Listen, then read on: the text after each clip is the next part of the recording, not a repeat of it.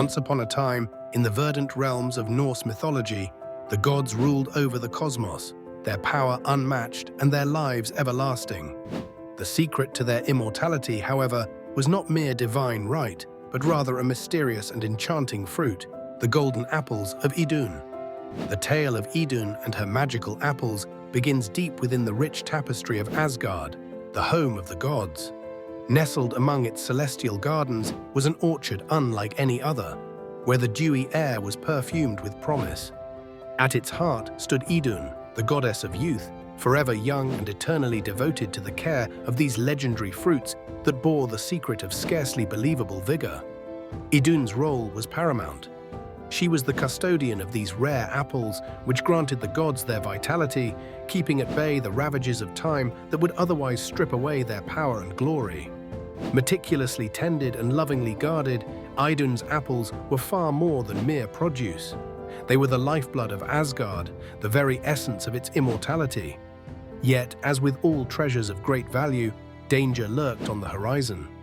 The tale takes a darker turn when we encounter Loki, a complex figure whose cunning and unpredictability meant chaos was never far behind. It was Loki's fateful encounter with Thjazi, a giant from the icy realms, that would set the stage for a plot steeped in trickery and deceit. In one of his more mischievous moods, Loki found himself ensnared in a trap laid by Thjazi, who, in his guise of an eagle, seized Loki and demanded as ransom the one thing the giant could not possess: Idun and her apples. Cornered and in a precarious position, Loki was forced to agree, setting in motion a chain of events that threatened the very foundation of godly immortality. With a mixture of hesitation and trepidation, Loki lured Idun out of Asgard under false pretenses, leading her to the cold clutches of Thjazi. Without Idun's watchful guardianship, the orchard's vibrant bounty wilted, and the gods, once radiant with youth, felt the creeping chill of mortality. Panic spread through Asgard faster than the north wind as their invincibility began to falter. The absence of Idun and her orchards was not to be endured quietly. Under the guidance of Odin, the Allfather, the gods convened to unravel Loki's deception. Realizing his foul trickery, they compelled him to rectify his betrayal. In a desperate bid for redemption, Loki transformed into a falcon, soaring through the skies in pursuit of the giant who had cunningly removed their source of vitality.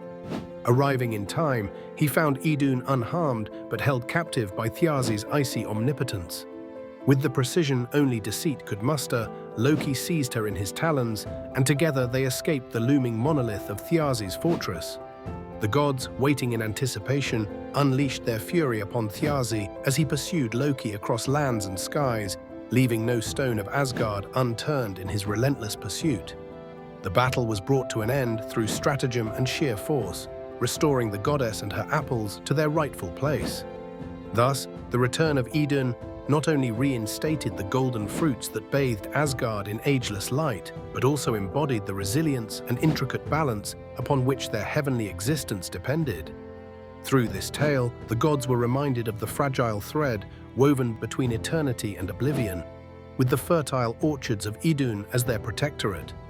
In the end, Idun's apples provided more than sustenance. They bore the legendary narrative of endurance and mystique that pervades Nordic lore.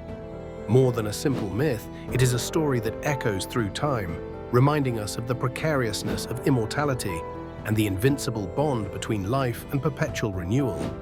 While Asgard's luminous fields remain a realm of imagination, the legend whispers through the ages, capturing the imagination with the golden shimmer of apples and the eternal promise of youth.